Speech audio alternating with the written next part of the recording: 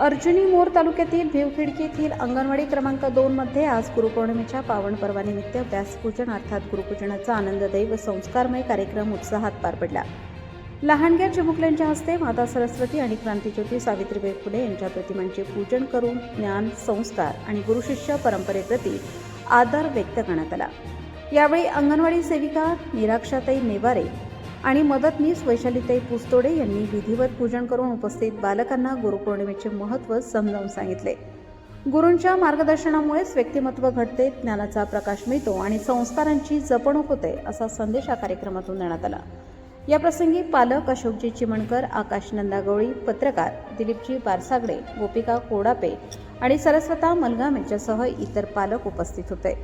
सर्वांनी चिमुकल्यांच्या सहभागाचे कौतुक करत अशा संस्कारक्षम उपक्रमांमुळे मुलांमध्ये भारतीय संस्कृती, गुरुजनांबद्दलचा आदर आणि चांगल्या मूल्यांची रुजवण होत असल्याचे मत व्यक्त केले. गुरुपौर्णिमेच्या या आनंददायी आणि प्रेरणादायी कार्यक्रमामुळे अंगणवाडी परिसर भक्तिमय व उत्साहपूर्ण वातावरणाने भारावून गेला. आकाश नंदागवळी, गोंदिया, भंडारा जिल्हा प्रमुख.